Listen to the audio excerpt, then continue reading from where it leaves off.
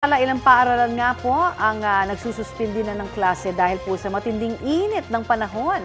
At kaugnay niya, nakasalang sa Balitang Hali si DepEd spokesperson, Assistant Secretary Francis Bringas.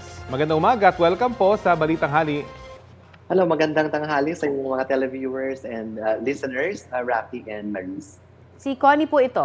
Connie, I'm sorry. Oh, it's okay. Asek, papaano ho naapektuhan ito pong mga pagkakakanselan ho ng face-to-face classes, yung syempre yung learning ng mga estudyante po natin, ano? Kasi nga sabi, nawawala yung focus nila, di ba? Yeah, I know.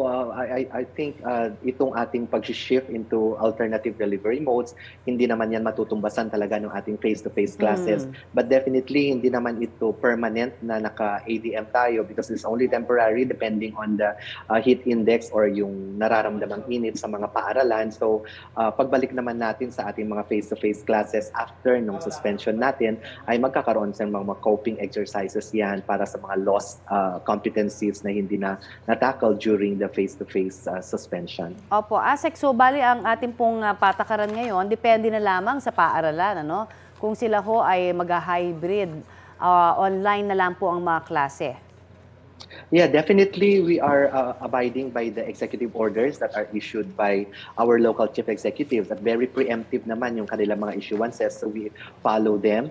Pero in instances or in areas na walang mga executive orders, hindi sila covered ng executive orders at their heat is already unbearable for learners and teaching personnel natin, school personnel natin, may authority ang ating mga school heads to shift to alternative delivery modes. Opo, sa survey nga po ng grupong Alliance of Concerned Teachers, sa karamihan daw ng mga guro, in fact 77% ang nagsabing intolerable. Hindi na matiis ang init sa mga classroom, habang sabi nga 22.8% naman yung moderate. Ano? Pero in other words, 87% is still very high dito po sa NCR na talaga hong hindi na matiis yung init. So ano ho ang gagawin kaya ng DepEd patungkol po para maibsan ho yung kanilang paghihirap, both the students and the teachers?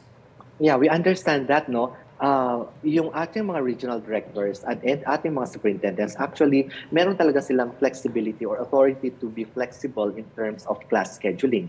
Kasi I remember last year in NCR, because of the intolerable heat, nagkaroon ng mga directives ang ating mga schools division offices na mag-modify ng kanilang mga class schedules para earlier ang kanilang pasok, and then in the afternoon, later yung kanilang pag-start in the afternoon para maiwasan yung masyadong mainit na period during the middle of the day, no? So including adjustments in outdoor activities. In fact, meron tayong mga adjustments na ginawa na between 10 o'clock or even earlier than that, mga 9:30 up to 4 p.m., wala tayong mga outdoor activities that would put our learners in direct exposure to sun.